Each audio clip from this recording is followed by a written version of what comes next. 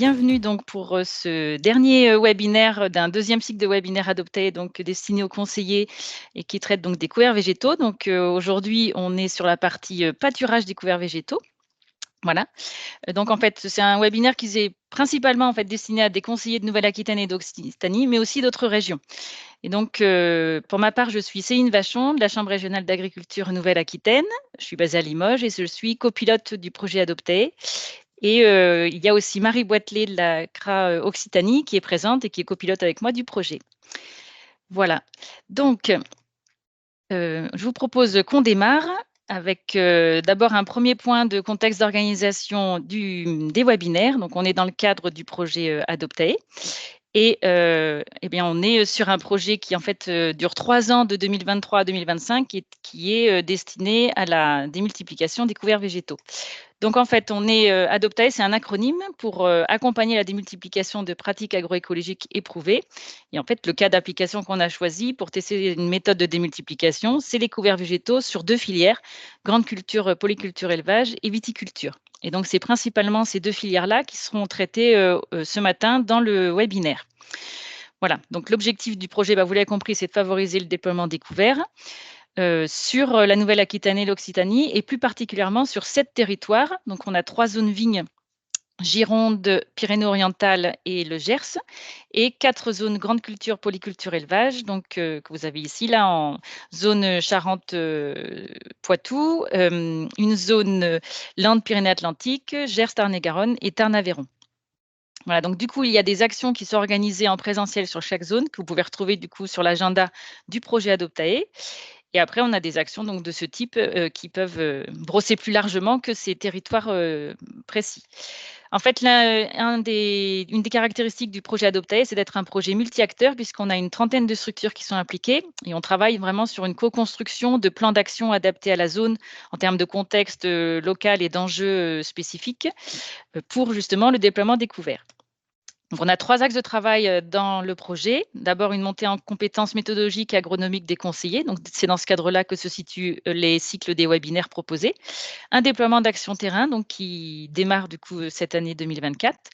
Et puis, une action un petit peu à part d'évaluation de l'adoption des couverts, donc en début et fin de projet. Voilà, donc le projet repose sur vraiment un échange entre pairs, l'accompagnement et la valorisation de travaux déjà menés, comme ça a pu être le cas ce matin sur justement la valorisation de travaux de différents projets qui ont traité du pâturage découvert et donc que vous présenteront tout à l'heure les intervenants. Donc, si vous voulez plus d'infos sur Adoptae, vous pouvez aller soit sur la page internet du projet et suivre les actualités sur la page LinkedIn. Puis bon, vous devez normalement tous avoir déjà le mail. Alors, en ce qui concerne l'organisation du webinaire de ce matin, donc on va avoir les présentations et puis 2 temps de questions-réponses après chaque partie. Donc, ce qu'on vous propose, comme vous êtes nombreux, il y avait plus de 200 inscrits, c'est en fait de noter les questions dans l'espace de discussion. Donc, on a coupé pour ça la caméra et micro pour favoriser la fluidité du webinaire. Et vous aurez aussi l'occasion de vous exprimer dans les sondages que vous allez avoir petit à petit. Donc, pour ceux qui ont déjà suivi des webinaires, vous devez être habitués. Bon, enfin, bien sûr, vous savez que le webinaire est enregistré, je l'ai dit tout à l'heure, pour avoir justement accès au replay sur la page des webinaires Adoptae. Voilà, donc on a pris un petit peu de retard d'ailleurs sur les précédents webinaires. Les replays ne vont pas tarder à arriver. Voilà. Donc, du coup, je vous propose de tout de suite démarrer par un premier sondage pour tester pour ceux qui ne connaissent pas encore le principe. Alors, le temps que je le lance. Donc, c'est une fenêtre qui va s'afficher dans directement sur votre navigateur. Et pour ceux qui ne la verront pas, ça s'affiche sur aussi la conversation. Vous pouvez répondre directement dedans. Voilà. Donc là, vous avez une seule réponse qui est possible. L'idée, c'est de voir un petit peu d'où vous venez tous. Et vous pouvez suivre en direct les réponses dans la conversation. Donc là, on voit qu'on a une petite majorité pour l'instant, plutôt Occitanie. Et puis sinon, un quart Nouvelle-Aquitaine et un quart d'autres régions. Voilà, on reste à peu près sur les proportions que je vous ai données. Donc, une moitié plutôt Occitanie, un gros quart, on va dire, Nouvelle-Aquitaine, et puis un 5e de participants issus d'autres régions. Et donc, je vous propose tout de suite d'enchaîner sur un deuxième sondage pour savoir un petit peu vos filières d'activité, puisque même si moi, je vous ai dit, en fait, le projet est axé sur 2 grandes filières, donc grande culture, polyculture, élevage et viticulture. Mais c'est vrai qu'il y a des éléments qui sont présentés qui sont valables pour d'autres filières. Et donc là, on retrouve effectivement, alors en gros trio de tête quand même, grande culture largement devant et puis, viticulture à hauteur de 18%, l'arboriculture un petit peu derrière, avec le maraîchage autour de 5% et puis d'autres filières, effectivement, on les a pas toutes citées. Et bon voilà, donc une grosse majorité effectivement, grande culture, polyculture, élevage. Et enfin, un dernier sondage, c'est pour vous savoir un petit peu où vous en êtes sur les couverts végétaux, si vous débutez sur le sujet, si vous êtes au contraire, expert. Donc, je vais lancer le dernier. Alors pour l'instant, on a plutôt une majorité avec un peu d'expérience et sinon des gens compétents. On a un expert. Donc d'ailleurs, n'hésitez pas dans ce cas-là, à participer dans la conversation, par rapport aux éléments qui sont présentés, si vous avez des apports ou des compléments à apporter. C'est aussi le but de ces webinaires. Comme on est nombreux, c'est pas facile d'avoir un échange en direct, mais par la conversation. Eh ben, écoutez, je propose du coup qu'on démarre la partie intervention. Donc, je laisserai les 3 intervenants se présenter et on va démarrer avec Laura et Camille. Merci à tous.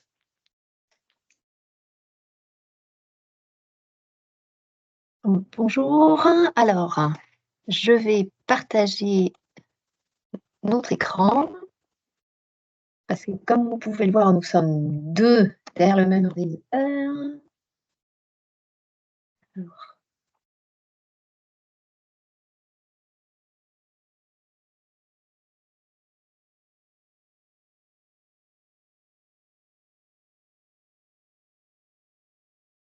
Est-ce que vous voyez le diaporama en mode diapo? On le voit non, on voit le PowerPoint, Oui. mais voilà, mais on n'est pas en mode plein écran encore. Ah voilà, c'est bon. Alors l'autre, du coup? On voit le mode présentateur là. Mmh. C'est bon? Non, c'est pas bon a priori. Non, ouais, on est sur le mode, faudrait basculer sur l'autre fenêtre, du coup. Alors.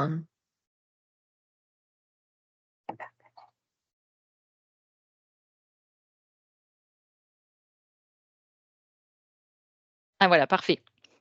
Là, c'est bon. OK. Ah là, c'est plus Voilà. oui, là, c'est bon. C'est bon? C'est bon, c'est bon. C'est le double écran, désolée. Donc, moi, je suis Camille Ducourtieu, je suis à la Chambre d'agriculture de la Dordogne. Je suis conseillère en ovin et en fourrage et je travaille depuis de nombreuses années maintenant sur tout ce qui est pâturage additionnel, notamment dans le cadre du projet BrebisLink dont on vous parlera lors de notre présentation et à l'heure actuelle sur le projet Interagis+. Voilà. Et donc, moi, je suis Laura Dupuis, collègue de Camille à la Chambre d'agriculture de la Dordogne, et je copilote avec Carole Joussins de l'Institut de l'élevage le CASDAR Interagis+, dont on va pas mal vous parler. Là, avec Camille, on va faire un focus du coup sur le pâturage dans les vignes et les intercultures, et on va vous détailler à chaque fois quelles sont les motivations des éleveurs et cultivateurs à faire pâturer des couverts, quel type de couvert on peut implanter, quels sont les bénéfices et les risques, et on fera un rapide focus sur la sécurisation juridique de ce type de partenariat. Et on va commencer par un sondage. Donc, normalement, vous avez compris comment faire, vous avez révisé. Selon vous, quels animaux pâturent le plus les intercultures? Et vous avez le choix entre les caprins laits, les bovins laits, les ovins viande, les zébus et les bovins viande.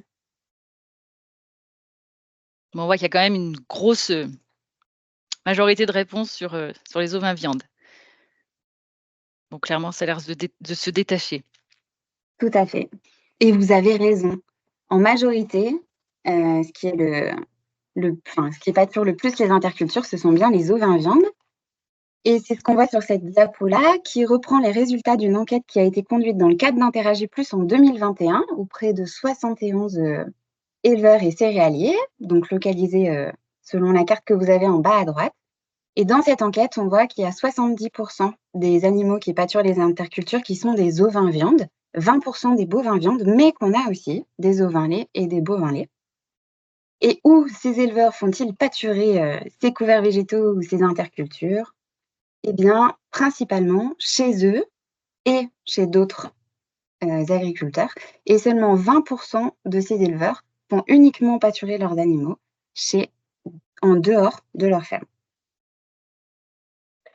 Alors, toutes les données dont nous allons vous parler, elles sont issues de différents projets. Alors, ce n'est pas totalement exhaustif. Il y a beaucoup de projets qui travaillent sur tout ce qui est interaction culture-élevage. Mais nous, donc, on fait un zoom essentiellement sur Interagie Plus parce que c'est notre projet qui est en cours à l'heure actuelle et où il reste encore une année de travail. On a BrebisLink, donc, qui s'est terminé en 2020 et qui avait trait sur tout ce qui était pâturage au vin dans les grandes cultures, les vignes, les vergers, mais aussi les surfaces pastorales. Suite à BrebisLink, donc Interagie Plus, lui, il s'est ouvert sur les espèces animales et il aborde aussi les bovins, le pâturage bovin, en plus des ovins. Mais là, il s'est concentré un peu plus sur l'aspect culture, grande culture, en laissant de côté plus les autres cultures et surfaces pastorales. Après, on a pas mal d'acquis aussi qui complètent Interagie Plus. C'est les données du projet POSIF. Voilà, on a des données à vous transmettre sur ce projet. Et après, on a aussi, par rapport à tout ce qui est pâturage, arbos et vignes, où on a beaucoup de similitudes dans ce type de pâturage, on a les projets Vitipasto et des PAS qui sont des projets du sud-est de la France et qui sont soit terminés, juste terminés, et puis ou qui ont une suite. Voilà, pour les projets. Quelles sont les motivations de ces agriculteurs qui font pâturer ou qui vont pâturer des couverts? Alors ça, c'est le résultat d'une enquête qu'on a conduite auprès d'une trentaine de binômes. Et chez les éleveurs, la principale motivation, c'est vraiment d'accéder à une ressource fourragère complémentaire. Et pour le côté céréalier, les motivations sont plus variées. En majorité, on retrouve l'intérêt à l'aide à la destruction de couverts, donc qui permet de limiter les contraintes de cette destruction de couverts, mais aussi l'intérêt fertilisant pour la culture suivante, l'intérêt gestion des adventistes, une motivation globale à remettre un peu d'élevage dans la ferme, et puis, pour 20% des cas, l'aspect vraiment rendre service à un éleveur. Et dans tous les cas, l'implantation des couverts végétaux par ces céréaliers n'est pas ressentie comme une obligation. Alors, pour l'éleveur, c'est aussi un gain du fait que ça fait du fourrage sur pied en hiver. Par la même occasion, c'est des économies de stock et fait important, c'est des surfaces supplémentaires qui peuvent aider à l'installation ou au développement de troupes. Si on fait un zoom sur la viticulture, pour les vignerons, alors ça, c'est issu d'enquêtes BrebisLink. On avait fait une 50aine d'enquêtes auprès d'éleveurs et de cultivateurs.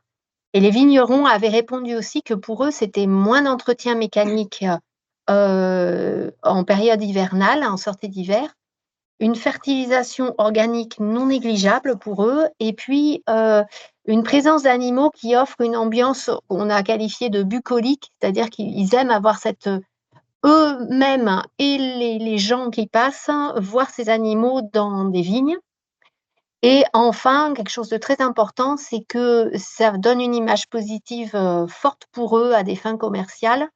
Et puis, ça fait une ouverture d'esprit, entre guillemets, par rapport à une autre production, quoi, pour des gens très spécialisés depuis de nombreuses années. Il n'y a pas de candidat idéal pour ce pâturage des intercultures ou dans les vignes.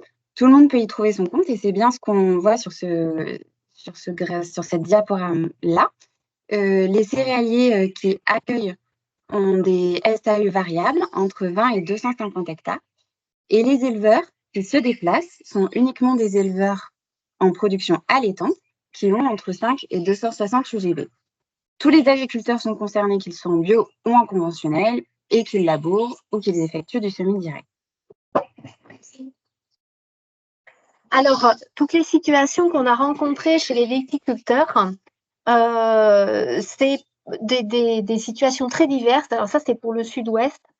On a des partenariats qui se mettent en place depuis peu, et jusqu'à des partenariats qui sont, j'allais dire ancestraux, qui ont une carrière.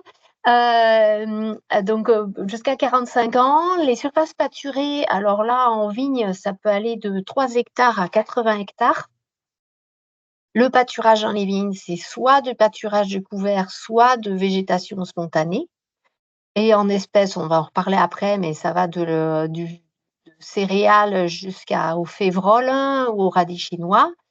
Et puis, alors souvent quand même, on a une certaine homogénéité dans le découpage des parcelles. On est souvent donc sur un demi-hectare à 1 hectare. Peu de gardiennage à l'heure actuelle, c'est surtout de la clôture en filet. Et puis, en taille de troupe, on a de tout. On a les petites troupes qui sont maintenant des fois créées par des viticulteurs eux-mêmes avec une 50aine de têtes, jusqu'à l'éleveur qui vient avec ses 500 brebis pendant une courte période dans les vignes. Donc, on a tout type de taille de troupeau. Le pâturage découvert, quand et quelles espèces? Alors, quand déjà, on peut faire pâturer sur la partie grande culture. Vous avez un exemple de rotation. Quand on parle d'interculture, on peut considérer qu'on fait pâturer soit des intercultures semées, donc des couverts végétaux, soit des chaumes ou de la végétation spontanée qu'on pourrait trouver. Et dans ces cas-là, les 2 périodes de pâturage sont en fin d'été et en automne, et en sortie d'hiver. Alors, en vigne, en fait, l'idée, c'est majoritairement un pâturage qui peut se faire entre juste post-vendange, quand l'herbe redémarre, jusqu'au débourrement de la vigne. Donc, ça dépend des années, évidemment, mais plutôt début mars. Donc, pendant cette période, on peut avoir 2 passages possibles des brebis dans l'hiver. Alors, c'est pareil, ça dépend du type de sol et de la météo, mais on est de plus en plus sur une pousse hivernale forte de l'herbe, donc on peut avoir 2 passages entre mi-novembre et début mars. Il peut y avoir éventuellement du pâturage dans les vignes sur la période où vous voyez des croix en rouge, mais ça peut se faire au printemps par rapport à de l'effeuillage, par exemple. Mais il ne faut surtout pas que, évidemment, les grappes soient à maturité, sinon les brebis en raffolent. Alors, là, je parlais à l'instant en hiver de pâturage de couverts spontanés. On a aussi du pâturage de couverts semés dans les vignes et dans les intercultures en grande culture. Alors, il faut savoir que, en fait, une majorité des espèces semées dans les couverts, même si c'est un couvert à but uniquement initialement agronomique, il peut être aussi consommé par les animaux. Donc, vous avez dans le tableau là, à consommer sans modération, toute une liste. Ensuite viennent les espèces qui sont un peu moins bien consommées parce qu'il faut une habitude de la part des animaux, mais qui n'ont aucune contre-indication, c'est la févrole et la facélie. Donc la févrole, généralement, elle commence à manger les feuilles et les têtes, et puis après, elle casse les tiges, et parfois, si on insiste un peu, elles finissent par manger une grande partie de la plante. Par contre, il faut éviter ou le faire à faible dose certaines espèces, parce qu'on peut avoir, alors c'est souvent pas une mortalité, mais ça peut être de la photosensibilité chez les animaux, par exemple. Donc on a la moutarde, le sarrasin, la geste, qui sont des espèces plutôt à éviter. Et alors la vesse velue, elle n'est pas du tout toxique au stade végétatif, mais attention à la graine qui là est très dangereuse et on a des cas de mortalité. Et puis après, les sorgho donc multicoupes, ou qui, eux, sur pied, sont dangereux avec l'acide cyanhydrique jusqu'à 60 cm de haut quand c'est vert. ça peut être coupé et après, dès que ça sèche, c'est plus du tout dangereux. Mais sur pied, il y a certaines contraintes. Alors, là, on vous a mis des données Arvalis pour vous montrer toutes les espèces potentiellement pâturables avec leur valeur alimentaire. Donc, en ordonnée, vous avez l'énergie, les UF, en abscisse, la protéine avec les PDI. Ce qu'il faut savoir, donc, c'est que évidemment, les plantes en C4, les graminées en C4, donc les graminées estivales type Moa, millet, sorgho que vous avez dans le cercle jaune, donc c'est des dérobés d'été qui sont assez riches en énergie, pas trop en protéines. Donc souvent, on les mélange avec des légumineuses, c'est le rond vert à droite, pour augmenter les taux de protéines. Et puis, dans l'amalgame central, vous avez toutes les autres dicotes et céréales qui vont des crucifères, radis, moutarde, jusqu'aux avoines, colza fourragés, qui sont plus ou moins assez bien équilibrés finalement entre les UF et les PDI. Donc voilà, une grande diversité d'espèces pâturables. Pour aider à l'implantation au choix de couvert, il y a une moulinette, on vous a mis le lien là, choix de couvert qu'a réalisé Arvalis, où il y a possibilité de cocher une exploitation en pâture. Et donc, il y a un calculateur qui vous propose des mélanges possibles entre graminées et légumineuses, par exemple, pour une exploitation pâturage.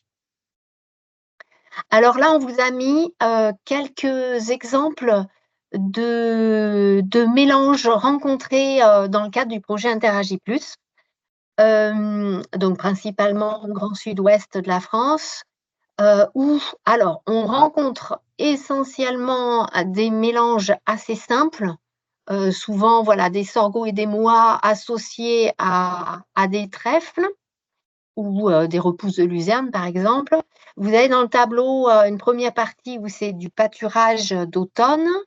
Et puis, vous avez dans la deuxième partie, avec du seigle fourragé, c'est plutôt du pâturage sorti d'hiver.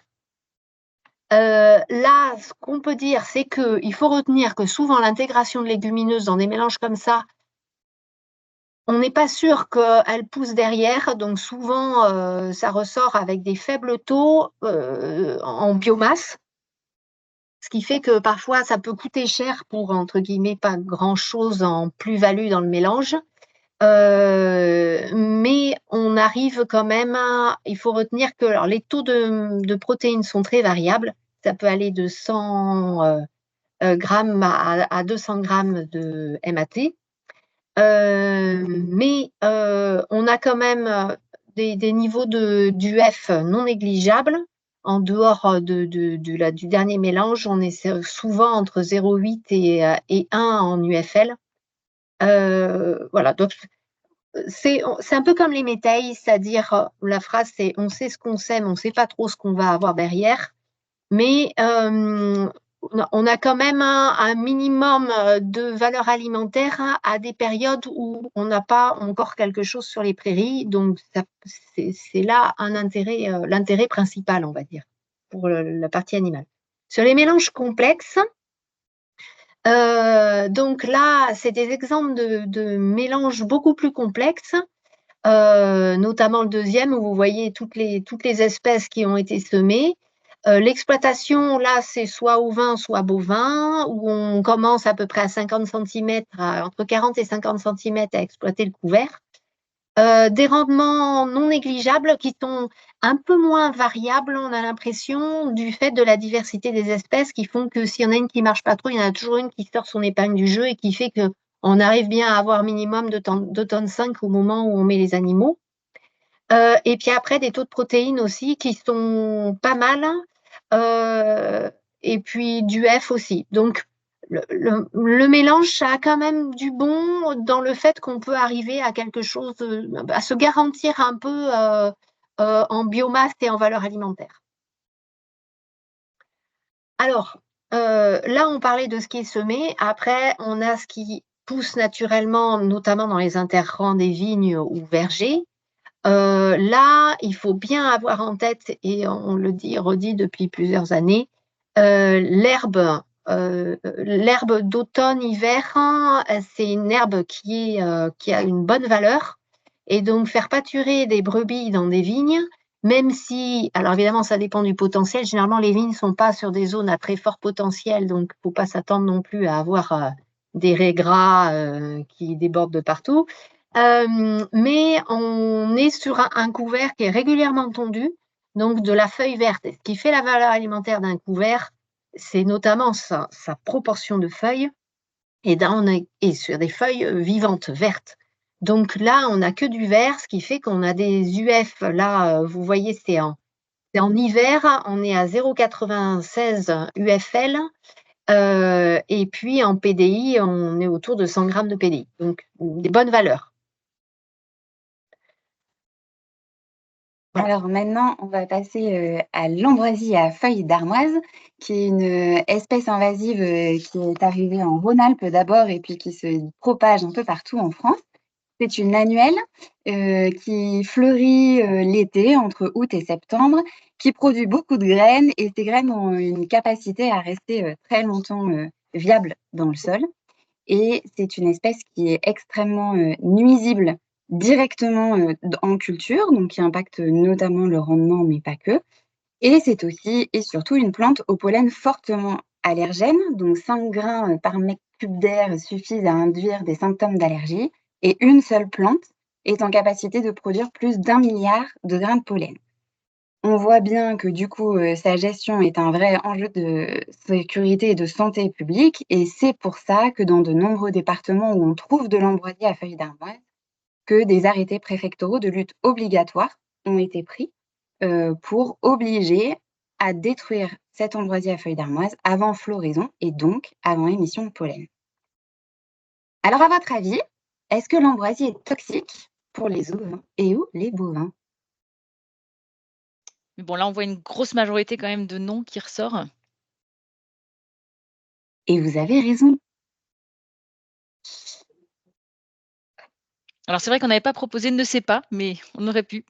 C'est vrai, c'est vrai. On pourrait rajouter une case. L'ambroisie n'est pas toxique pour les ovins et bovins. Et alors justement, la question qu'on s'est posée, c'est est-ce qu'un des leviers de gestion de cette ambroisie à feuilles d'armoise, ça pourrait être le pâturage, d'autant que l'ambroisie est une plante qu'on voit très verte dans les chaumes de céréales à paille l'été. Et ce qu'on constate, c'est qu'effectivement, ovins, caprins, bovins, tout le monde peut manger de l'ambroisie à feuilles d'armoise. Donc, dans le cadre du projet Interagis Plus, on a fait des suivis de pâturage, enfin, suivi de pâturage. On allait enquêter auprès d'éleveurs qui faisaient pâturer l'ambroisie, qui étaient plutôt contraints à faire pâturer l'ambroisie. Ce qu'ils constatent, alors comme vous l'avez vu sur la photo précédente avec la chèvre qui dévore des feuilles, c'est qu'il y a une très très bonne consommation des feuilles. Les animaux, là, c'était sur la photo avant, c'était une luzernière. Donc les chèvres commençaient par l'ambroisie avant de manger la luzerne, quand même, tellement ça leur plaisait. Donc ça, c'est intéressant. Et après, il y a par contre un facteur stade important. C'est-à-dire que plus on avance dans le temps, plus on a des stades avancés, plus on arrive vers les boutons, les floraux, plus la plante dégage une odeur et du goût fort. Et les animaux la mangent moins. Et d'autant plus que parallèlement, les tiges se lignifient et les animaux se concentrent encore plus sur les feuilles. Alors, on a fait aussi des valeurs alimentaires sur plusieurs pieds d'ambroisie. On a fait 7 prélèvements entre l'été 2022 et puis l'été 2023, soit au stade végétatif, soit au stade début bourgeonnement, donc à des périodes où les animaux sont susceptibles de consommer l'ambroisie. Ce qu'on a constaté, c'est qu'on a quand même une hématée, donc des teneurs en protéines élevées. On est de 12 à 16% de protéines quand même. Alors, ça diminue au fur et à mesure de l'avancée des stades, comme beaucoup de plantes et de dicotes notamment, mais ça diminue assez lentement. On a une valeur énergétique moyenne qui est non négligeable non plus parce qu'on est à 0,9 presque UFL. Donc, les PDI qui ont été calculés, PDIE, PDIN, Alors, c'est une approche parce qu'il n'y a pas d'équation, mais on est voilà, à 86 grammes par kilo en PDIE et 90 en PDIN. Donc, on se rapproche quand même des apports protéiques d'une légumineuse. Je ne vous l'ai pas mis, mais on a un encombrement qui n'est pas trop élevé, a priori, qui serait certainement lié au fait qu'il y a un rapport feuille-tige intéressant. Et puis, peu de cellulose, mais un peu plus quand même que sur des légumineuses qu'on connaît classiquement, comme la luzerne et le sainfoin. En tout cas, c'est à une saison où ça peut remplacer facilement un foin ou une paille en plein été quand tout est sec. Alors, fort de ce constat, on s'est dit, bon, ben voilà, ça se mange bien, on sait à peu près quand est-ce que ça se mange bien, c'est une bonne valeur alimentaire. Maintenant, quand est-ce qu'il faudrait arriver à consommer cette plante, faire consommer cette plante pour qu'elle n'arrive pas à floraison et à grainaison. Alors, on voulait voir donc le comportement de la plante quand elle était pâturée. Est-ce qu'elle refait des inflorescences à la base ou plus haut, à une hauteur, est-ce que c'est à une hauteur pâturable? Et au bout de combien de temps la plante revient-elle à graine après avoir été pâturée? Donc, on a fait des suivis de pousses, on a simulé des coupes à 8 cm, un pâturage, et on a fait des suivis de repousse. Et on a re-observé quand la plante était à une hauteur de 20 cm pâturable ou au stade d'apparition des inflorescences. Nos conclusions, c'est qu'a priori, il faut quand même faire pâturer ras parce qu'une coupe à 8 cm, ça laisse des ramifications avec des feuilles en dessous et qui ont un redémarrage très puissant dès 60 degrés jour. Donc ça, c'est les cumuls de température journaliers, ce qui veut dire qu'en août, c'est 4 jours, quoi. Il faudrait refaire pâturer à peu près tous les 300 degrés jour, voire 400 au plus, ça veut dire tous les 20 jours en été, parce qu'on a une floraison qui intervient au bout de 600 degrés jour. Donc, en regardant dans l'été, à partir d'un premier passage en juillet, pour arriver à couvrir la saison, il faudrait 3 passages successifs des animaux dans une parcelle pour éviter la montée à graines, ce qui est assez contraignant. Mais voilà où on en est. On aimerait bien recommencer un peu nos suivis cet été pour confirmer, un peu affiner ces histoires de 3 passages. Mais voilà où on en est dans nos observations sur l'ambroisie.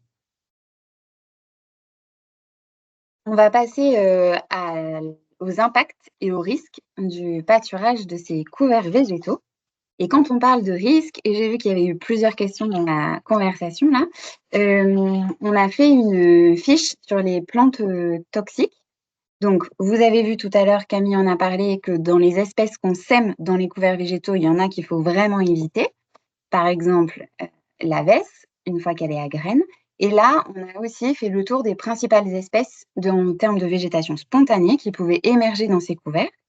Cette fiche sur les plantes toxiques, elle est téléchargeable sur le site d'Interagir+. Et à chaque fois, on a détaillé pour chaque partie de la plante, donc soit les tiges, soit les feuilles, soit les fleurs, soit les graines, ce qui était toxique ou non, et à quelle dose, avec quelles conséquences en termes de symptômes pour les ovins ou les bovins. Toutes les espèces ne sont pas présentes. J'ai vu qu'il y avait des questions sur la renouée du Japon notamment. À la fin de cette fiche, il y a un lien vers un site qui s'appelle Végétop, je crois, et qui redétaille de manière beaucoup plus large que ce qu'on a pu mettre sur la fiche. On était contraint en termes de place pour tout un tas d'espèces. Donc, il faudrait voir s'il y a la renouée parmi ça. Alors, je vais passer assez vite, mais on a par rapport au risque sur des parcelles, on a 2 enjeux. Dans les grandes cultures et vignes, on a les résidus pesticides et dans les vignes, on a la notion de cuivre. Résidus pesticides, la problématique, c'est pour trouver des résidus, il faut savoir ce qu'on veut chercher. Les analyses coûtent très cher. Donc, ce qu'on avait fait dans le cadre du projet Brobilink, c'est qu'on avait repris des cahiers phytosanitaires de parcelles en lycée agricole. On avait pris 3 années de recul. On avait regardé les molécules qui avaient été mises et on les a recherchées dans l'herbe au moment où l'herbe allait être pâturée. En vigne, on arrive à une dizaine de molécules, dont 4 sont vraiment à l'état de traces. 6 au-delà de 0,01 mg par kilo. Alors, on a considéré que ça commençait à être autre chose que de la trace. En arbo, on a trouvé 2 molécules. Et donc, si on zoome, par exemple, en arbo sur la sur la molécule fludioxonil, dans l'herbe, on en avait 0,045 mg par kilo. On avait la teneur dans les pommes, où là, on a une teneur en LMR, donc limite maximale de résidus, puisque ça va à la consommation. Là, on était à 0,021. Et la LMR, la référence sur les pommes au niveau européen, c'est 5. Donc, dans l'herbe, on est plus élevé, 2 fois plus élevé que dans les pommes, mais on reste bien en dessous de la LMR référencée pour les pommes. Donc, c'est pas facile, parce que ça, c'était que sur 2 parcelles, mais ça nous donnait un peu une image de ce qui se faisait classiquement. Et ce qu'on en a déduit quand même, c'est de dire, par précaution, on conseille 2 à 3 semaines de délai entre un traitement insecticide, par exemple, en été, et puis le passage d'animaux dans une parcelle. Donc, toujours laisser un délai, ça dépend si on traite en plein, en localisé. Il y a tellement de facteurs. Voilà. Mais bon, les résidus, il y en a nécessairement. Sur le cuivre, là, on sait que la teneur maximale pour les animaux, les ovins, les bovins, il n'y a pas les mêmes risques, mais en ovins, c'est 20 mg de cuivre par kilo de matière sèche ingérée. Il y a peu d'intoxications quand même recensées. Ce qu'il faut savoir, c'est qu'il y a des interférences, on va dire, avec le soufre, le molybdène et le fer, parce qu'ils vont se complexifier et ils vont faire que l'animal va être capable d'évacuer le cuivre s'il a assez de molybdène, par exemple. Donc, si on a une parcelle de vigne avec un historique cuivre lourd, c'est bien de faire des analyses de cuivre et de molybdène. Et si le ratio cuivre sur molybdène dépasse 20 mg, alors là, il faut faire attention. Par contre, on sait que dans l'idéal, ce qui est recommandé, c'est d'attendre au moins 200 mm de pluie entre le dernier traitement en cuivre du mois d'août et le passage des animaux. Or, généralement, on y arrive dans notre région du sud-ouest au moins. On arrive souvent à avoir quand même les 200 mm avant le passage des brebis, par exemple, en janvier. Donc ça, c'est gérable. Alors, si on reparle des vignes, des petites références pour vous. Il faut savoir que c'est très variable au niveau référence de chargement dans les vignes. Si on est sur des parcelles avec des sols profonds, on considère qu'on a 500 à 700 journées de pâturage brebis par an disponibles. Ça veut dire qu'une brebis, elle peut rester 500 jours sur un hectare, quoi. Voilà. Donc, si je mets 100 brebis, j'ai 5 jours de pâture par an sur un hectare. Sur des sols plus profonds, peu profonds, pardon, on est plus bas, donc 300 journées. En référence, pour vous donner des exemples, dans le vignoble bordelais, on peut trouver pour une exploitation avec une vingtaine d'hectares de vignes des petites troupes de 30 à 40 brebis sur l'année qui sont présentes. Voilà. Alors, quels impacts du pâturage sur la flore des parcelles en vigne, sur du pâturage spontané? On a fait dans le cadre de BrobiLink des observations sur des zones pâturées et non pâturées sur une même parcelle. Et en un hiver, donc avec 18 jours de pâture durant l'hiver 2018-2019, on a eu une évolution énorme des taux de légumineuses. Vous pouvez le voir sur le graphique à gauche entre 2018 et 2019. Et on a pris en fait plus 30% de trèfle. Alors que sur la zone témoin, on n'a pas eu d'évolution comme ça transcendante sur les légumineuses. Donc, une amélioration générale quand même de la flore liée au pâturage. On s'intéresse maintenant à la partie vraiment compartiment sol. Une question qui revient souvent quand on parle de pâturage dans les parcelles, c'est la question de la compaction des sols. Ça a été suivi dans le cadre du projet POSIF, donc qui traitait de pâturage ovin en Île-de-France et qui a mesuré la compaction à différents niveaux de profondeur dans le sol à l'aide d'un pénétromètre. C'est ce que vous avez du coup sur ce tableau, avec en orange la pénétration, donc la compaction du sol en zone pâturée et en vert en zone non pâturée. Ce qu'on voit sur ce graphique, c'est qu'il n'y a pas de différence importante et significative de compaction du sol selon qu'on pâture ou qu'on pâture pas avec des ovins et qu'on a un léger effet sur de la compaction de surface. C'est ce qui ressort également des enquêtes qu'on a fait auprès des agriculteurs, puisque quasiment 90% des agriculteurs considèrent que le piétinement des animaux n'est pas problématique. On creuse cet aspect-là dans le projet Interagis Plus pour voir aussi ce que ça donne en termes de piétinement potentiel, de compaction potentielle suite à du pâturage bovin. On est en train de compléter, enfin d'avoir des données et on les complétera avec les suivis sur 2024. Alors Laura et Camille, petite Oui. alerte pour le timing. Oui. Ouais. On est dans les choux. Oui. Dans les crucifères. Alors, ce qu'on voit, c'est que globalement, les céréaliers ne voient pas d'impact positif ou négatif sur le rendement. Il y en a 7% dans les enquêtes qui considèrent que le pâturage du couvert précédent, un maïs, un tournesol, permet une augmentation de rendement, mais c'est seulement dans 7% des cas. Et ce qui nous intéresse, c'est de voir s'il y a un ajustement de l'itinéraire technique de la culture qui suit ce couvert pâturé. Ce qu'on voit, c'est que majoritairement, pour l'instant, non. Il n'y a que un peu moins de 10% des céréaliers qui diminuent un peu la dose d'engrais minéral apportée à la culture suivante dans le cas d'un couvert pâturé. Ça, c'est des résultats d'enquête de 2022. Donc, on espère qu'avec les résultats qu'on va avoir et vous montrer, peut-être que ça peut évoluer. Parce que dans le cadre du projet Interagis Plus, on essaie de mesurer quel est l'impact d'un couvert pâturé sur les restitutions en azote, phosphore et potasse pour la culture suivante. Donc, on fait ça en lien avec l'outil Merci, puisque Sébastien Winette, qui a créé et qui alimente l'outil, fait partie du projet Interagis Plus.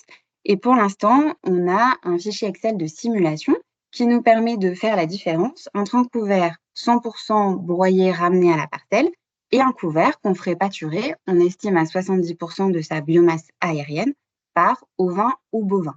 Ce qu'on montre via ces simulations, c'est que le pâturage du couvert permet de ramener plus d'azote disponible pour la culture suivante. Donc, on a plus d'azote rapidement mobilisable pour la culture suivante et qu'on a moins ou à dose équivalente de phosphore ou de potasse. Vous avez ici, du coup, sur le graphique, la quantité d'éléments restitués en NPK pour la culture suivante, selon qu'on ait un couvert pâturé en vert ou un couvert qui soit 100% restitué en gris, avec un exemple de couvert simple, donc 2 couverts de sorgho avec quelques repousses de luzerne, à un peu moins d'1 tonne de matière sèche hectare. Et vous avez la même chose, je ne vais pas détailler plus parce qu'on est un peu serré en timing, pour un couvert donc très diversifié qu'on a appelé un mélange biomasse à plus de 8 tonnes de matière sèche hectare, dans lequel on retrouve énormément de radis et de navettes. On retombe sur notre famille des crucifères. Et alors Laura, excuse-moi de t'interrompre, il y a une question que tu pourrais peut-être répondre maintenant. Pourriez-vous préciser la méthode de pâturage employée pour vos résultats? Si c'est du pâturage PTD ou libre?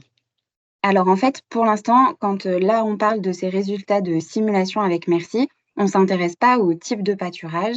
On a juste on imagine qu'on a 70% du volume du couvert qui est consommé par l'animal. Et ensuite, on reprend des abacs pour voir quel est le pourcentage de NPK qu'a assimilé l'animal, qui est restitué directement à la parcelle sous forme d'urine ou de fesses. Et on fait l'hypothèse que tout ce qui a été consommé sur place est rendu sur place. Donc, plutôt qu'on est sur un pâturage de jour-nuit, voilà. Et on n'a pas de différentiel actuellement sur de la consommation et de la restitution selon qu'on soit sur des ovins ou des bovins. Voilà. Donc, ce qui nous reste à travailler sur ces aspects-là, d'abord, c'est de voir si on peut affiner ces références, c'est ce que je viens de vous dire. Est-ce qu'il y a des différences ou pas selon ovins et bovins? On a beau chercher dans la biblio, même à l'international, on n'en trouve pas grand-chose. Donc, a priori, on va rester là-dessus. On va voir s'il y a d'autres projets de recherche qui peuvent venir compléter ces éléments-là.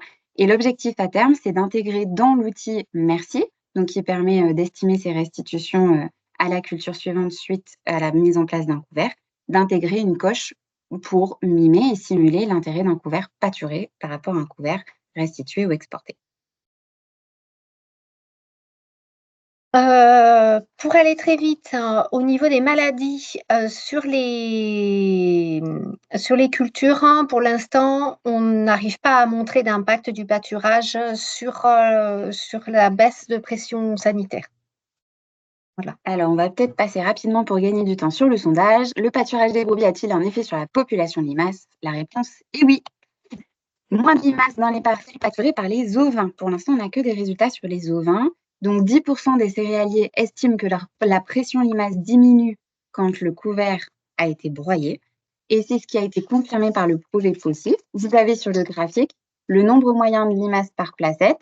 En vert, les placettes non pâturées, en orange, les parcelles pâturées. Et vous voyez que le pâturage du couvert permet de diminuer de 60% les limaces présentes sur la culture suivante. Donc, un vrai intérêt qu'on retrouve globalement dans la bibliographie à faire pâturer ces couverts pour limiter la pression limace. Alors, un autre intérêt, c'est un entretien naturel en vigne. Les brebis vont jusque sous le rang pour nettoyer, donc ça, c'est très intéressant. Ça évite de passer en sortie d'hiver avec un outil spécifique. Et puis, sur la destruction des couverts, en fait, les céréaliers ont répondu à nos enquêtes en disant qu'ils gagnaient 30 minutes à peu près pour la destruction des couverts après passage des animaux. Donc, en général, une diminution du temps de travail pour eux. Voilà. Alors, c'est aussi, ça se traduit par des économies financières. Pour l'éleveur, du côté éleveur, c'est des économies de stock. Il y en a 57% des éleveurs enquêtés qui ont répondu voilà, pour des économies. Ça fait un repos des prairies et puis ça leur permet même de vendre du fourrage. Et pour les céréaliers, c'est jusqu'à une économie de 70 € l'hectare parce que derrière, moins de passage d'outils. Et parallèlement, c'est aussi une pratique positive pour eux parce que ça facilite le dialogue, donc il y a un intérêt social aussi fort. Alors, je ne sais pas si on a 2 minutes pour ça, mais on va peut-être se centrer sur le fait qu'on est en train de travailler voilà, sur des outils d'accompagnement pour aider à la mise en place de partenariats. Donc là, on a quelques conseils pratiques. De toute façon, vous aurez le diaporama, on vous laissera après, mais sur comment on fait pour mettre un troupeau dans les vignes sans faire de bêtises. Donc, vous avez l'essentiel là. Ce qu'il faut faire pour ne pas avoir de problème sur la parcelle. Et donc, ce qu'on a dans le cadre de BrebisLink, on s'est dit comment on fait pour que les partenariats se passent bien. On s'est dit il faut créer des conventions, trouver des cadres juridiques. Et en fait, les agriculteurs nous disent, nous, on veut un peu un guide qui nous dit comment on fait les uns et les autres pour s'organiser.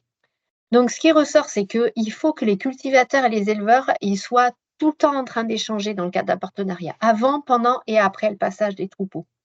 Et il faut aussi qu'ils connaissent bien leur métier les uns et les autres, pour connaître les contraintes des uns et des autres. Donc, il y a plusieurs, on a créé un guide où il y a plusieurs points qu'on a mis en évidence. On leur a dit, attention, assurez-vous que le couvert qui est à gérer convient aux ovins. Élaborer un calendrier prévisionnel de pâturage avec les dates d'intervention.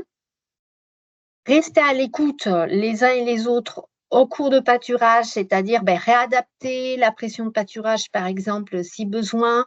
S'il y a des traitements phyto, prévenez l'éleveur pour qu'il retire les brebis, etc.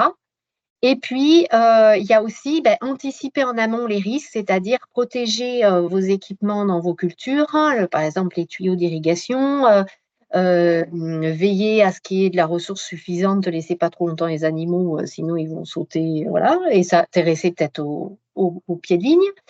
Voilà, donc il y a ce guide qui existe, qui intègre quand même un modèle de convention, mais qui n'a pas valeur juridique. Et du coup, dans le cadre d'Interagir Plus, on s'est dit qu'il y avait vraiment quelque chose qui manquait, et c'était cet aspect juridique. Donc, parmi les partenaires, on a un partenaire juridique. Ce qu'on voit, nous, dans nos enquêtes, c'est qu'il y a très peu, pour l'instant, de binômes et donc de partenariats entre éleveurs et céréaliers qui sont basés sur un contrat écrit. Il y en a un seul de ce qu'on a pu étudier qui est concerné de la mise à disposition à titre gratuit, mais que pour autant, on avait régulièrement des échanges monétaires dans un sens ou dans l'autre. Et là, attention, pour l'instant, on n'a aucun cadre juridique idéal qui permette d'avoir des contreparties financières ou en nature, parce que donner de l'agneau ou échanger du fumier, ça fait partie en fait des contreparties financières et qui permettent une sécurisation sur le long terme sur l'ensemble du territoire français. Donc on a des partenariats possibles, mais attention, notamment dans ces deux types de situations à risque. Dans le cas, première situation, où le cultivateur est locataire de la parcelle, c'est-à-dire non propriétaire, et dans le cas, c'est ce que je viens de vous dire, où il y a de l'échange monétaire ou assimilé, notamment de l'éleveur vers le cultivateur. Je ne vais pas rentrer dans les détails là, on n'a pas le temps. Ce que vous pouvez retenir, c'est qu'on a donc ce schéma qui permet, et je vais juste vous le détailler rapidement, de voir si, donc c'est la première bulle, un céréalier met à disposition d'un éleveur une parcelle pour y faire paître son troupeau avec la déclinaison entre un céréalier locataire et un céréalier propriétaire et tous les types de partenariats qui peuvent être possibles, juridiquement rassurants et encadrés, et qui soient adaptés au pâturage des intercultures avec des alertes pour certaines situations. On est en train de finaliser, on est vraiment au bout, ce guide juridique. Donc, vous pourrez y accéder toujours sur le site d'Interagir+.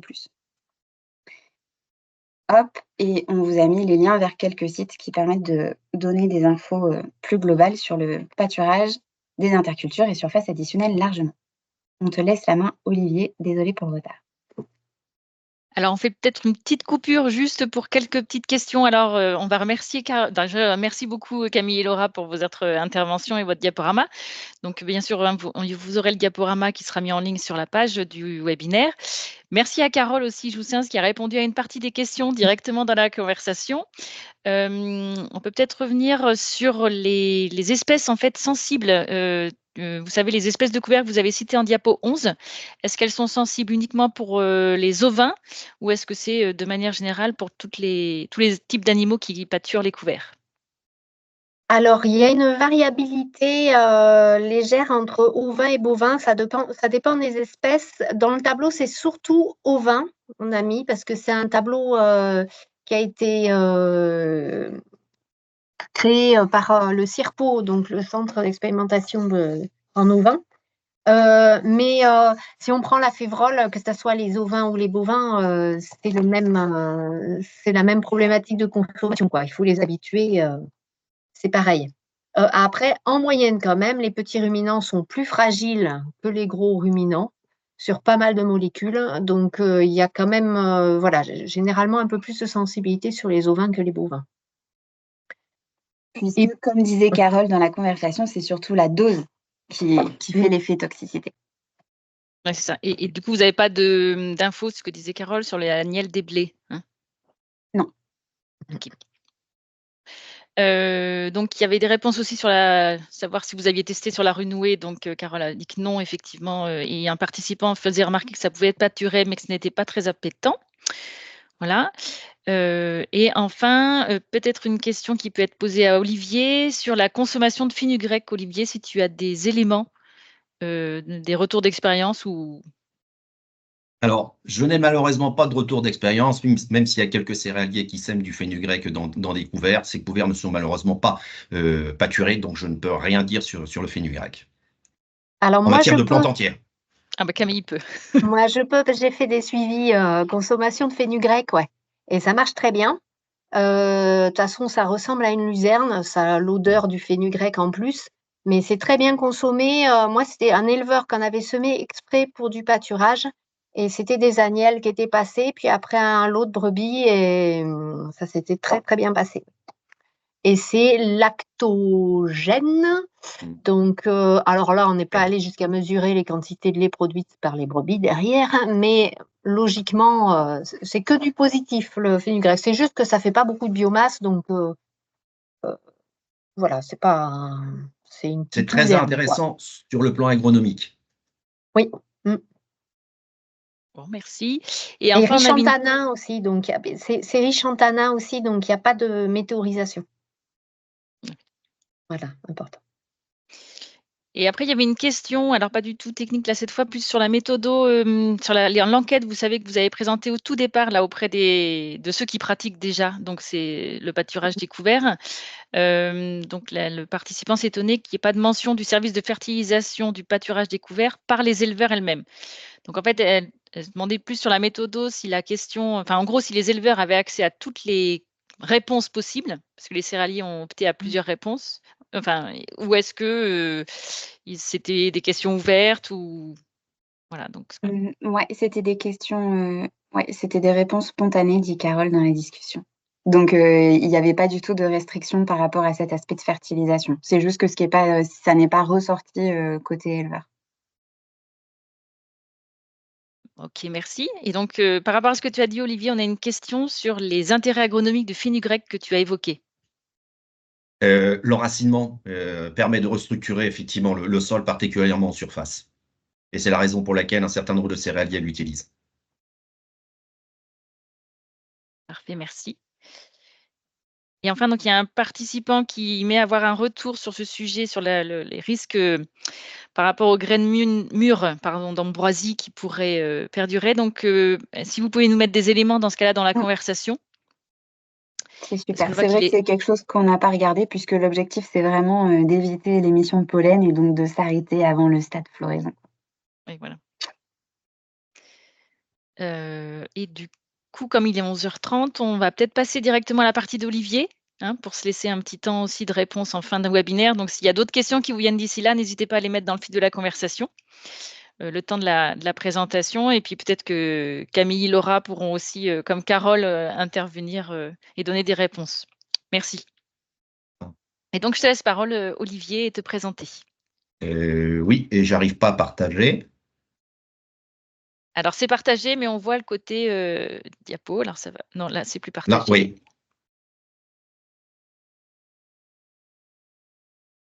Vous voyez? Alors on voit Voilà, ton ça devrait. diaporama, enfin, on voit, voilà, on voit Ouais. ton.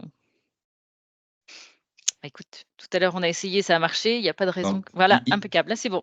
Il faut un petit peu de temps. Donc, oui, donc je suis Olivier Pagnot, Chambre d'agriculture de la Vienne. Je suis chargé de mission et innovation à la Chambre d'agriculture et je travaille effectivement sur le projet Interagite Plus avec Camille, Laura et Carole qui répond au chat régulièrement. Donc là, je vais poursuivre effectivement l'intervention de Camille et Laura, plus sur effectivement des expériences d'agriculteurs donc qui sont rentrés donc dans le projet Interagite Plus. Donc là, je vais bâtir mon propos sur 2 années de suivi et grosso modo à chaque fois 3-4 parcelles de couverts de suivi au cours de l'hiver 2022-23 et 23-24 qui sont effectivement des automnes et des hivers relativement différents. Donc cela concerne 3 partenariats entre éleveurs et céréaliers, l'un engagé depuis 15 ans aujourd'hui, un autre donc qui a engagé ce partenariat depuis son installation il y a 4 ans avec 3 céréaliers, et enfin le dernier qui a repris lors de son installation un partenariat engagé depuis une bonne dizaine d'années avec également 3 céréaliers. Donc les éleveurs, ces 3 éleveurs qui servent donc de base de travail et de suivi, ont des troupeaux compris entre 500 et plus de 1000 brebis, et il y a grosso modo 1 à 2 unités de main-d'œuvre sur chacune des exploitations. Et pour les céréaliers, ce sont des exploitations de 200 à plus de 300 hectares. Et là aussi, il y a 1 à 2 unités de main-d'œuvre sur les exploitations. Les attentes, grosso modo, de ces céréaliers et de ces éleveurs avec qui donc on travaille, pour le céréalier, c'est d'avoir un couvert productif en contenant et en maîtrisant le coût d'implantation et en maîtrisant la destruction. Mais surtout, ce qui est important pour lui, c'est ne pas absolument pas compromettre la réussite de la culture suivante. Dès lors qu'il y a du pâturage, il faut que l'éleveur s'organise pour pouvoir libérer la parcelle quand le céréalier en décide.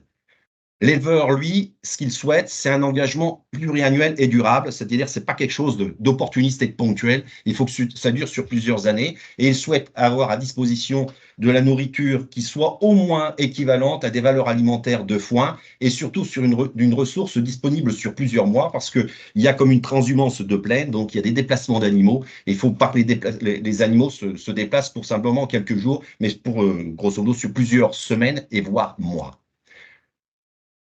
Petit sondage, donc parmi les agriculteurs que vous suivez, quelle part d'entre eux pratiquent le pâturage des intercultures ou sur culture ou sur vigne? Donc, on vous propose aucun, moins de 10%, entre 10 et 25%, à plus d'un tiers jusqu'à la moitié, et vous n'êtes pas concerné, vous ne vous sentez pas concerné par cette question.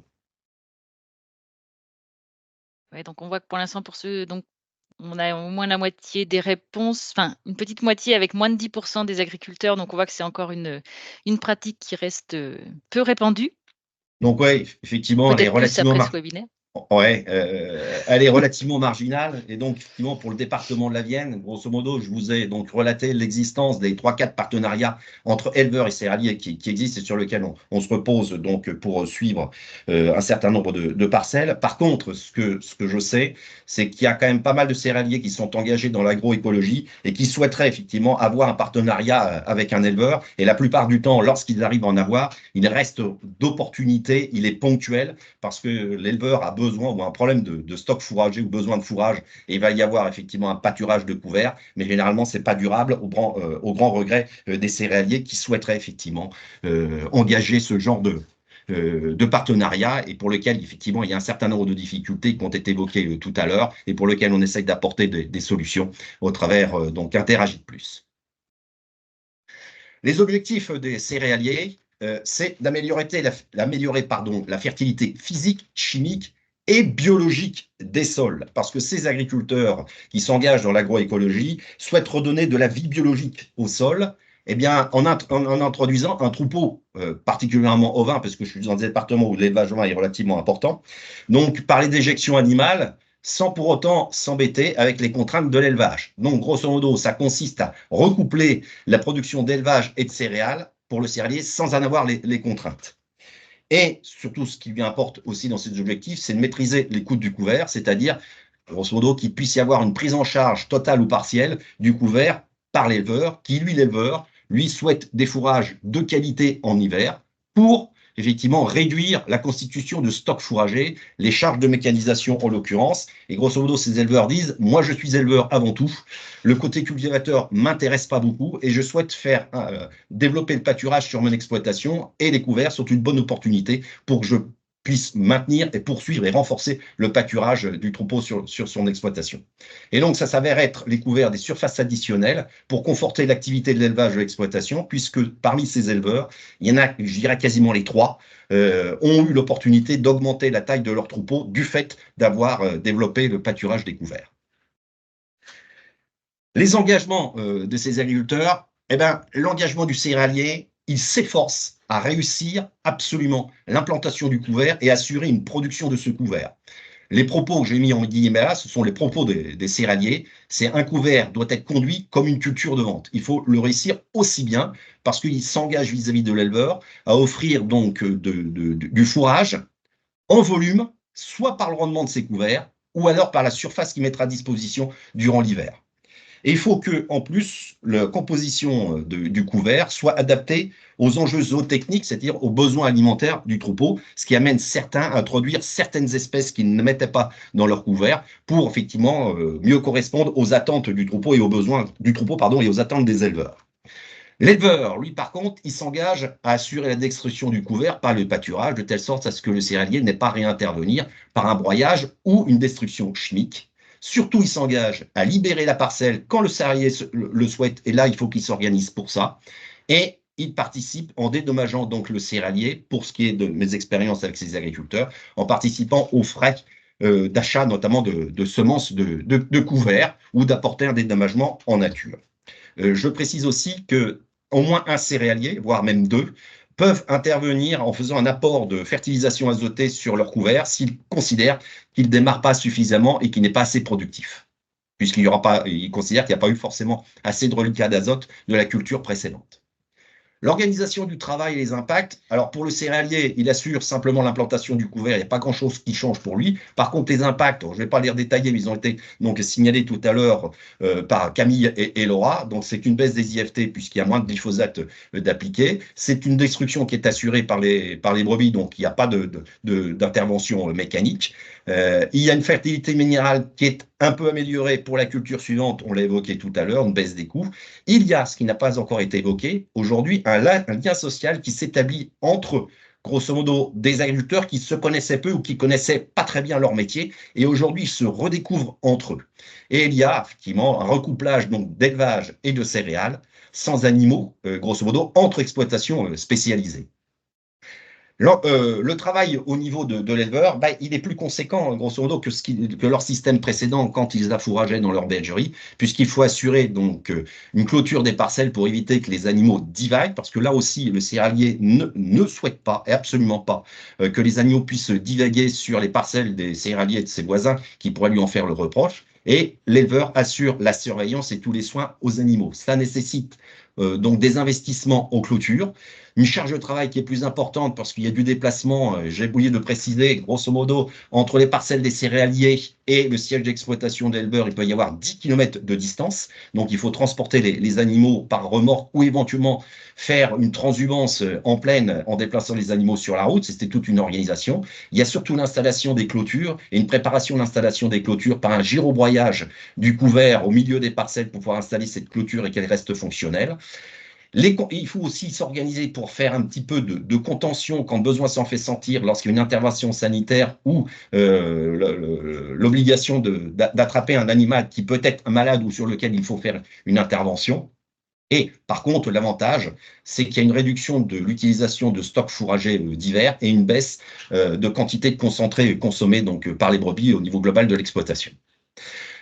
Pour cela, donc, il y a un contrat moral et oral qui a été fait entre éleveurs et céréaliers sans pour autant que quoi que ce soit ait pu être mis sur papier et d'engagement par signature. Composition des couverts. Alors moi, j'ai affaire à des couverts à chaque fois complexes. Je mentionne au moins 6 espèces, c'est que je vais jusqu'à 13-14 espèces présentes dans les couverts.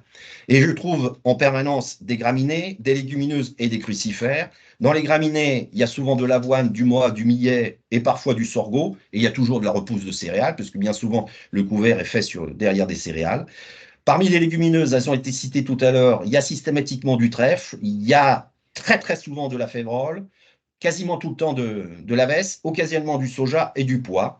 Et parmi les crucifères, elles sont quasiment toutes présentes. Les moutardes blanches, brunes d'Abyssinie, le radis fourragé chinois, du colza qui peut être semé en repousse spontanée et du navet fourragé. J'insisterai après, effectivement, il y a donc un partenariat sur lequel l'éleveur souhaite et exige de la part du céréalier que soit semé du navet fourragé, dit rave du Limousin.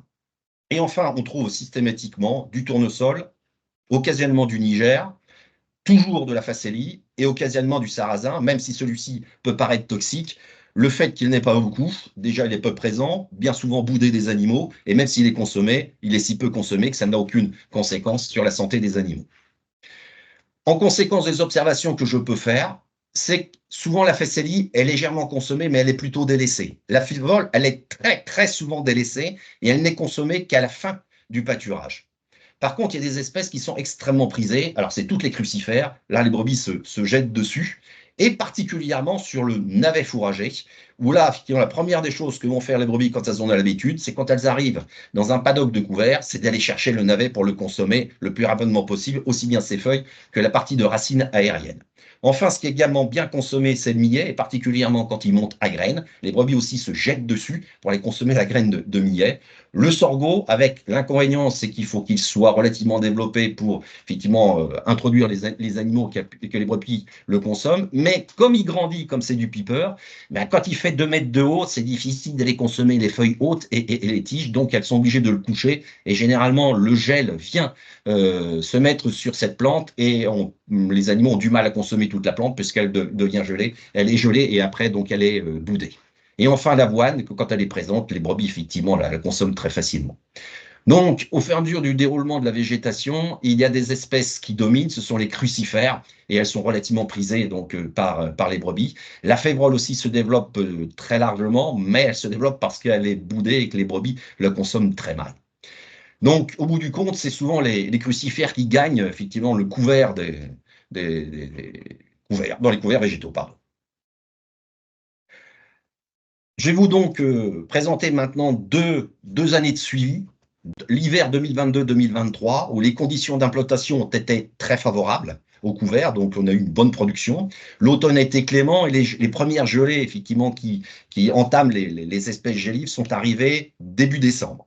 Et l'hiver a été relativement doux. Donc, on a une pluviométrie, grosso modo, sur la période de végétation et d'exploitation de 300 à 400 mm, sachant que le pâturage débute, grosso modo, vers fin octobre et s'achève, pour les agriculteurs que j'en suivis, sur janvier-février. Donc, pour l'hiver 2022-2023, donc sur les 5 parcelles de suivi, j'ai eu un rendement compris entre 4,4 et 6,6 tonnes de matière sèche. À 6,6 tonnes, la végétation fait plus d'1 mètre de haut, 1 mètre 20, 1 mètre 30. Et là, les brebis, on ne les voit pas pendant une semaine quand elles sont dans le couvert. Et enfin, l'hiver 2023-2024, où là, c'est un peu l'opposé. Les conditions d'implantation ont été très délicates. Les pluies sont arrivées grosso modo en octobre et avant on en a eu très peu, ce qui fait que les couverts ont eu du mal à s'implanter et à se développer.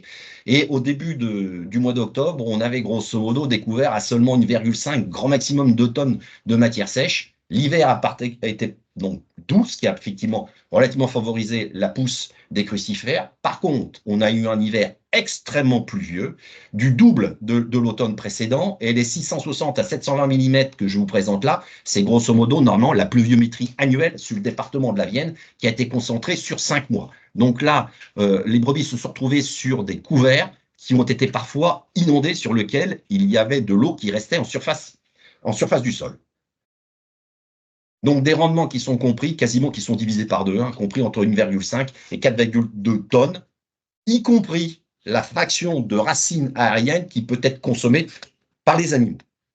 Et là, je vous présente effectivement ce que donne la composition du rendement et l'évolution de ce rendement en fonction donc des dates de prélèvement qui commencent d'octobre pour se finir donc en février.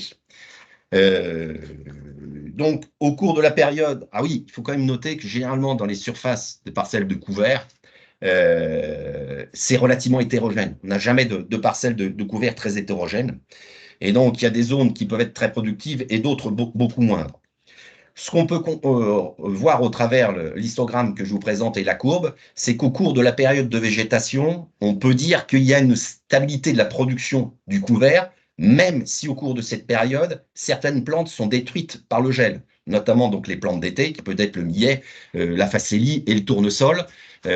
Désormais, arrivent à un moment donné, elles sont boudées par les brebis, elles ne sont plus consommées et ne représentent plus rien dans la biomasse du couvert. Par contre, les crucifères, elles prennent le dessus, elles continuent à se développer et vont jusqu'à représenter 70% de la biomasse, grosso modo, à partir du mois de janvier, alors qu'elles ne représentent qu'à peu près 50 à grand maximum 60% au début de l'exploitation du couvert.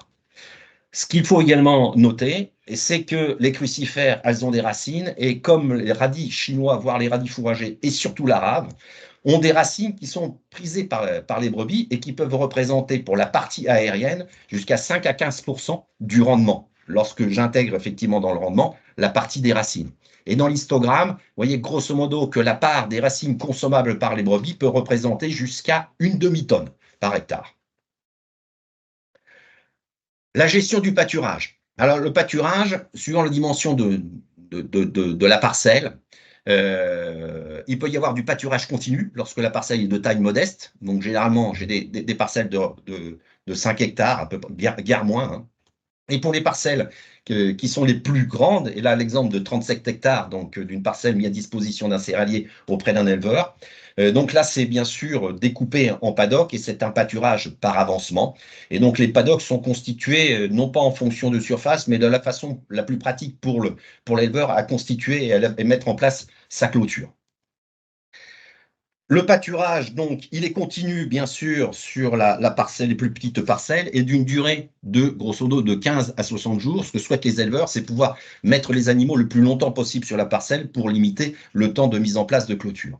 Et lorsque les parcelles sont plus conséquentes et qu'il y a des paddocks de constituer, ces paddocks sont compris généralement entre 2 et 6 hectares, et la durée de pâturage entre 5 et 21 jours, pour une durée total de pâturage sur la parcelle qui peut conduire jusqu'à 110 jours.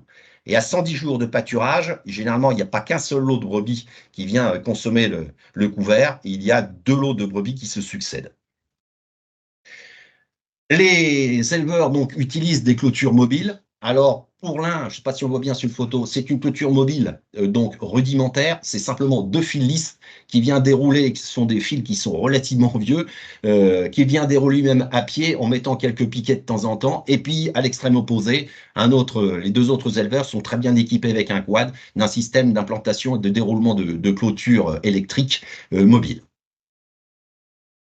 La consommation.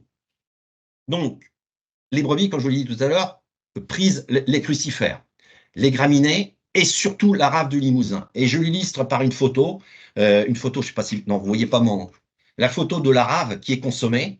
Donc la rave est consommée jusqu'à ras du sol, et si l'éleveur insiste un peu, les brebis peuvent consommer l'intégralité de la racine de la rave en ne laissant que la peau en contact du sol. Ce qui est important aussi, c'est de pousser le pâturage pour assurer une bonne destruction du couvert. Vous avez l'illustration de ce que les brebis sont capables de consommer sur une crucifère, et là vous avez l'exemple d'un radis fourragé ou chinois, où effectivement les brebis vont jusqu'à éplucher la tige principale de la crucifère pour le consommer. Et vous avez l'exemple ensuite d'une parcelle qui a été libérée, où effectivement les brebis ont consommé tout ce qu'elles pouvaient consommer. Donc il ne reste plus que les grosses tiges de crucifères. Les févroles, on ne les voit pas, elles sont malheureusement peu consommées, mais elles sont piétinées, surtout si le rendement est très élevé.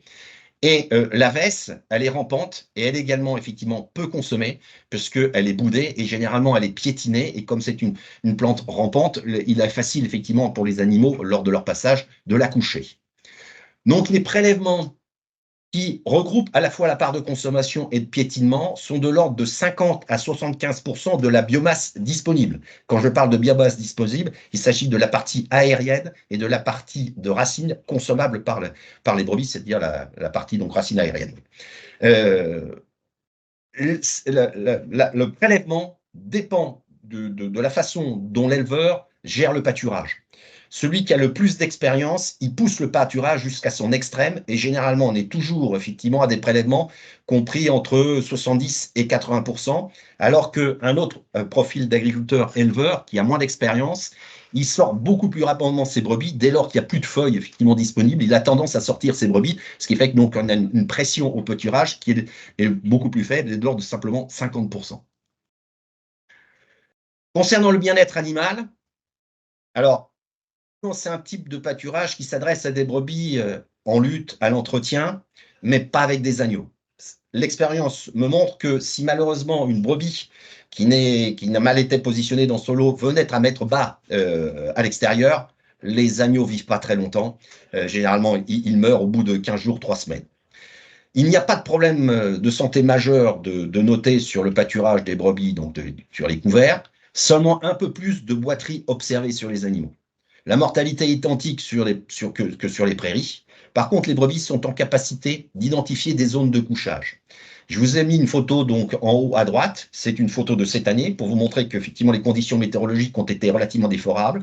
Et vous voyez effectivement de l'eau qui stagne en surface de la parcelle. Les brebis consomment bien le couvert. Par contre, l'éleveur fait bien attention qu'en constituant son paddock, il y a une zone sur laquelle les brebis pourront se coucher, qui est une zone plus saine, où il n'y a pas d'humidité, et les brebis savent l'identifier pour y aller. Quant au parasitisme, il n'y en a pas, puisque effectivement, les brebis vont sur des parcelles qui sont saines, donc sans contamination de parasites d'herbage.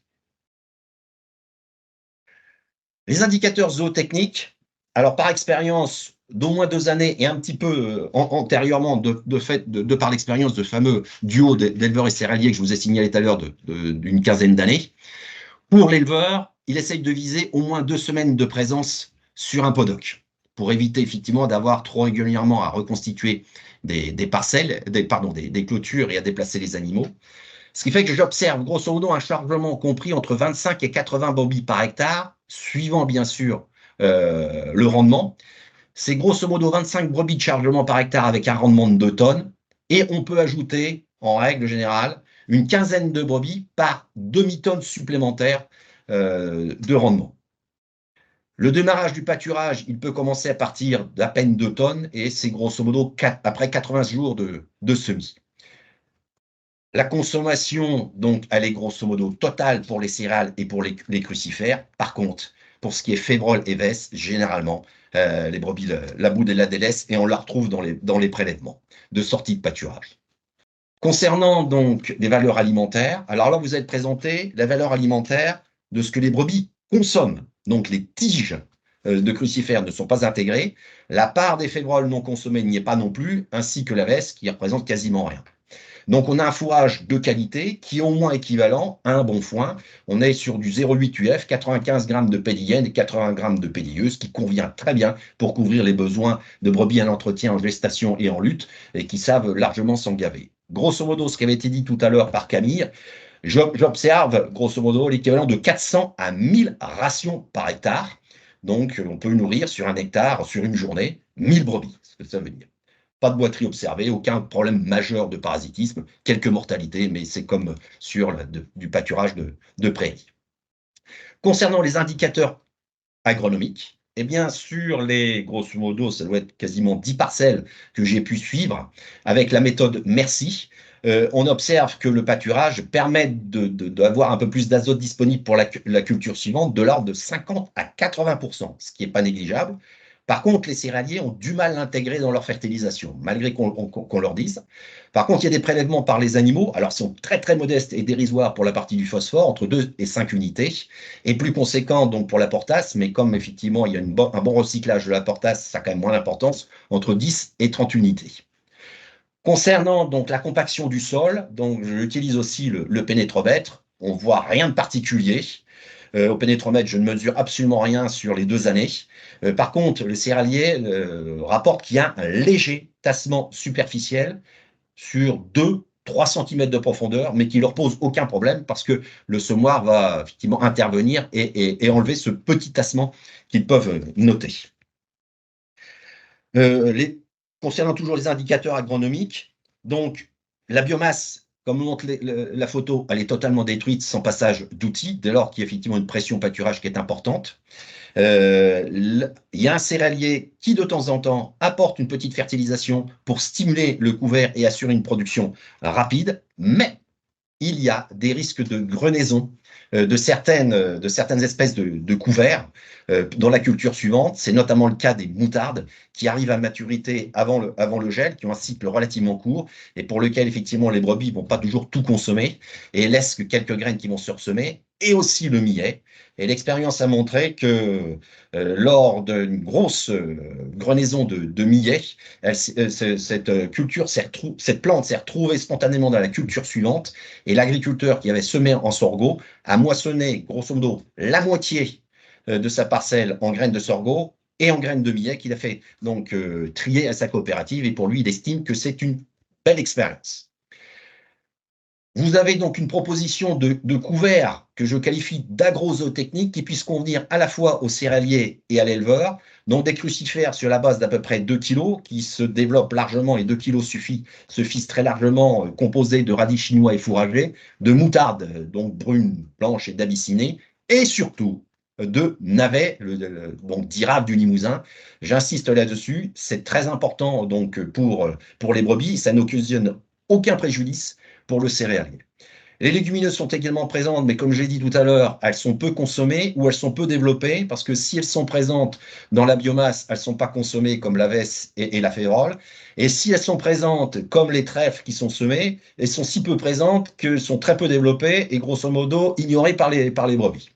Par contre, les graminées, oui, le millet peut être extrêmement intéressant, comme le mois, ainsi que le sorgho, mais ce sont des graminées qui sont donc gélives et à partir effectivement de décembre, généralement, sont boudées par les brebis ou disparaissent. Enfin, le tournesol qui est toujours présent et la facélite, parce que aussi ils ont un intérêt pour les abeilles, et les éleveurs et les céréaliers aiment bien qu'il y ait des abeilles dans les couverts. Donc, ce n'est pas spécialement des plantes intéressantes pour l'élevage. Est-ce qu'on a le temps de passer ce sondage, Céline? On t'entend pas? On n'entend pas, mais je pense qu'elle a dit oui. Donc, selon vous, quels sont les 3 plus grands freins à cette pratique? On vous propose l'éloignement des parcelles de couvert du siège d'exploitation de l'éleveur, le manque de connaissances, de repères techniques sur cette pratique, le risque de dégradation de la structure du sol ou des impacts négatifs qu'il pourrait y avoir sur la culture suivante, notamment le céréalier, la problématique de la surveillance des animaux, l'adaptation également du couvert par rapport aux attentes du céréalier et de l'éleveur, la répartition de la valeur et du coût entre l'éleveur et le céréalier, la libération donc de la parcelle, un contrat d'engagement ou l'absence de mise en place. Voilà, donc vous voyez, je crois qu'il y en a 9 propositions, donc faites bien descendre le petit ascenseur sur la droite pour voir toutes les propositions. Et du coup, après, ce sera notre conclusion. Tu as une diapositive juste derrière, hein, Olivier, voilà. Alors, pour l'instant, il y a un petit peu devant, oui, l'éloignement des parcelles, effectivement, qui ressort comme un des points principaux. Oui, et je partage effectivement pour les éleveurs, c'est ça, c'est l'éloignement de la parcelle et la surveillance. Ouais, c'est ce qui ressort domine, aussi juste en dessous, oui. effectivement. Voilà, c'est la difficulté que l'on a effectivement à engager des partenariats parce que, en plus, quand on est sur des zones céréalières spécifiques et spécialisées et des zones d'élevage également spécialisées, la distance fait que les partenariats ont du mal à se construire du fait de l'éloignement et lié au fait aussi que le céréalier, effectivement, n'est pas un éleveur et grosso modo est relativement prudent et n'engage rien quant à ses compétences de surveillance du troupeau. C'est ce qui inquiète effectivement l'éleveur et ce qui est un frein majeur, c'est bien l'éloignement et la réalisation aussi de clôture pour éviter la divulgation des animaux parce que malheureusement, il arrive parfois qu'il y ait des brebis qui sont un peu têtues et qui arrivent à s'échapper. Et dans ce cas-là, généralement, le céréalier appelle rapidement l'éleveur et l'éleveur met tous les moyens en place pour corriger la situation et très rapidement. Et ça, c'est effectivement un souhait à la fois de l'éleveur et du céréalier. Donc, un petit peu en conclusion de ces 2 années de suivi, donc de partenariat, je précise bien, entre éleveurs et céréaliers, eh bien, l'avantage qu'ils trouvent aujourd'hui, c'est qu'ils ont développé des liens sociaux entre eux. Ils se redécouvrent. L'un redécouvre le métier de l'autre, à savoir le céréalier découvre le métier d'éleveur et l'éleveur découvre le métier de céréalier. Et donc, c'est quelque chose de très important pour eux. Ce qui est très positif, c'est qu'ils arrivent à construire ce partenariat sans engagement écrit. Pour le céréalier, il y a un petit peu de réduction de chimie et ça, il trouve que c'est très intéressant. Pour l'éleveur, il diminue la constitution de stock et comme il n'a pas envie d'être cultivateur, il n'a même pas trop envie de passer du temps sur un tracteur, il trouve que c'est un énorme avantage et pour lui, ça renforce le temps de pâturage et c'est tout à fait compatible avec son système. Et au travers de ça, il existe de nouvelles expériences de mise en place de cultures et de combinaisons de cultures que accidentellement certains céréaliers découvrent, comme j'ai pu le signaler tout à l'heure. Par contre, les aspects plus négatifs, eh bien, c'est que des fois, il y a certaines insatisfactions, malgré l'antériorité de l'expérience. Il y a des insatisfactions qui demeurent, et j'en étais témoin cette année, même avec le partenariat donc le plus ancien d'entre éleveurs et céréaliers de plus de 15 ans. Et il y a des fois quelques insatisfactions qui n'aboutissent malgré tout pas à des tensions quand même, où il peut souvent trouver un dialogue pour corriger la situation et satisfaire tout le monde. Le travail de l'éleveur, il reste conséquent. L'éloignement, la pose de clôture, et je n'ai pas signalé tout à l'heure, mais je l'avais inscrit, le risque de vol. Il y a des vols de postes de clôture qui génèrent des charges supplémentaires, de la gêne et du risque de dégradation. Et ça devient de plus en plus inquiétant, à la fois pour l'éleveur et le céréalier. Donc, l'aspect un peu négatif, c'est que le céréalier a tendance toujours à vouloir imposer son mélange et l'éleveur pas vouloir apporter, grosso modo, sa contribution imposée ou ses souhaits. Parce que l'éleveur se sent toujours redevable vis-à-vis du céréalier. Et donc, il y a des investissements aussi un peu importants pour l'éleveur au niveau du matériel. Et le céréalier, la plus forte de ses contraintes, c'est réussir l'implantation du couvert et la production du couvert. Enfin, l'aspect extrêmement positif que moi je trouve en tant que conseiller et qui émane aussi de la part de l'éleveur des céréaliers, c'est qu'il y a une forme de recouplage d'élevage et de céréales entre exploitations spécialisées, plutôt que de mettre de la complémentarité au sein d'une exploitation à l'intérieur de cette exploitation. La complémentarité se fait entre les exploitations et c'est relativement une chose relativement bien appréciée et qui permet d'exister au travers effectivement ce partenariat et le pâturage découvert. Merci de votre attention. J'ai essayé d'être le plus bref possible pour être dans les temps. Écoute, merci beaucoup Olivier. Donc oui, effectivement, on est un petit peu à la bourre. Il y a peut-être une ou deux questions. Donc il y a des questions qui étaient dans la conversation et auxquelles il y a eu des réponses apportées directement. Donc merci Camille et Carole notamment.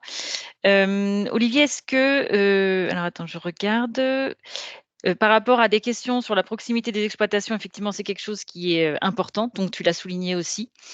Voilà, je ne crois pas qu'il y ait d'autres questions qui soient restées sans réponse il y a des éléments dans la conversation. Marie, il me semble que c'est bon. Je pense que c'est bon, tu as bien géré. Écoute, du coup, merci à Camille et Carole qui ont apporté des éléments donc sur les déprimages des céréales ou sur effectivement les races d'ovins adaptées à des agnelages en extérieur. Donc, il y a aussi des apports de participants. Bon, dans tous les cas, si vous avez des questions complémentaires, il y a les coordonnées de Camille, Laura, Olivier, et puis aussi tous les partenaires Interagit à retrouver sur le site, sur la page d'Interagit. Écoutez, merci à tous. Je vous propose juste de faire un point donc, de conclusion pour vous rappeler qu'il y a des prochains rendez-vous qui peuvent être proposés donc, en présentiel, notamment sur les zones Adoptae. Donc, vous pouvez retrouver tout ça sur la page internet du projet. Donc, il y a une petite rubrique sur la droite actualité. Et puis, il y a des articles de presse et témoignages aussi qui vont paraître dans la presse. Et puis, vous avez effectivement, donc dans la conversation, on a mis les liens vers le projet Interagit avec des publications qui ont déjà été réalisées par le projet et le fameux guide aussi qui est en cours de finalisation qui ne devrait pas tarder. On pourra peut-être mettre une information à tous les participants lorsqu'il paraîtra. Voilà, et donc écoutez, le deuxième cycle de webinaire est terminé. Donc les replays vont être mis en ligne d'ici cet été pour sûr sur la page des webinaires. Et on vous donne rendez-vous normalement pour un prochain cycle. Alors on n'a pas encore calé de date, mais d'ici la fin du projet, donc soit 2024 ou 2025, il y aura un prochain cycle de webinaires proposé. Voilà.